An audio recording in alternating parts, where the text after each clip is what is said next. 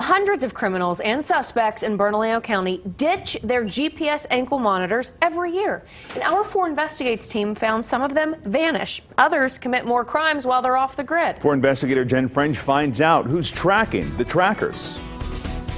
This is 42-year-old Stephanie Pacheco. What are you doing behind the Home Depot? Allegedly in a stolen car behind a Home Depot. Is there a sticker on the door right there? Police arrested her, but it didn't do much good. A judge ordered her to wear a GPS ankle monitor until her next court date. But after we read through 6 months of GPS data from Bernalillo County, we found she let it die. Pacheco isn't alone. Accused burglar Marcia Montoya reportedly cut off her ankle monitor and threw it into a dumpster. She was on the run for 2 months. Michael Prudhomme, a suspected child abuser, allegedly allowed his GPS battery to die. Police still don't know where he is. Daniel Kessler, an attempted murder suspect, was on the run for 3 weeks after he removed his tracking unit.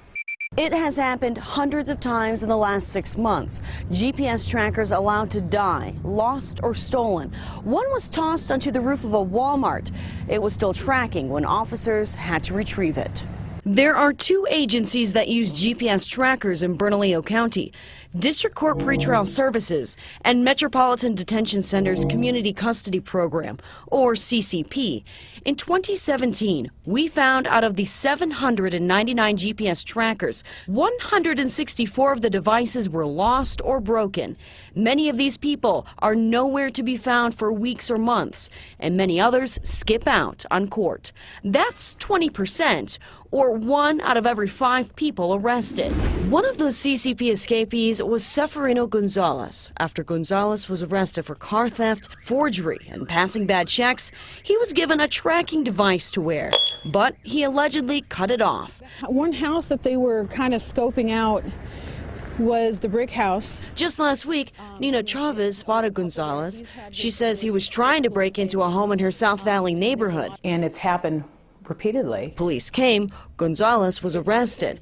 What Nina didn't know until we told her was Gonzalez was supposed to be wearing a tracking device. Someone's supposed to be checking on him, and if you see this pattern, you know, why is it not triggering in someone's mind saying, hold on, wait a minute, this is not working for this individual.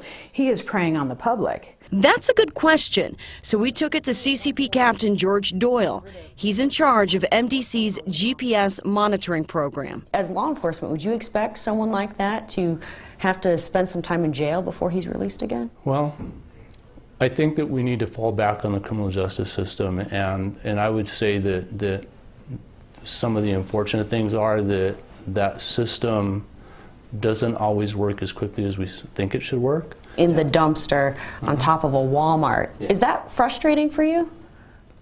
It's a little bit frustrating, but it's not. It's more or less what we come to expect. It's even with our clients. They're not, in a sense, like the majority of the people in society. What do you think we can do to track these people better? That's a good question. It's really, other than assigning somebody in close proximity to the individual 24/7, and what I mean by that is I would have to have an officer to 4 to 5 inmates, and that officer would have to be in an area that's very close space-wise, maybe 5, 6, 7 blocks, and he would just drive around and watch the GPS bracelets and be able to be there fairly quickly. But the intent of the program isn't to put such a tight leash on them until that tight leash is needed to be put there. The tracking system is failing too often, and each time a suspect falls off the radar, our community becomes a little more dangerous because of it. Jen French, 4 Investigates. And you heard from Captain Doyle at the Bernalillo County Jail, but here's the thing. Pretrial Services is a huge part of this equation. Jen asked Pretrial Services for an on-camera interview, but was turned down twice. In an email, a spokesperson told us when a GPS monitor is cut, a judge issues a bench warrant for that person's arrest.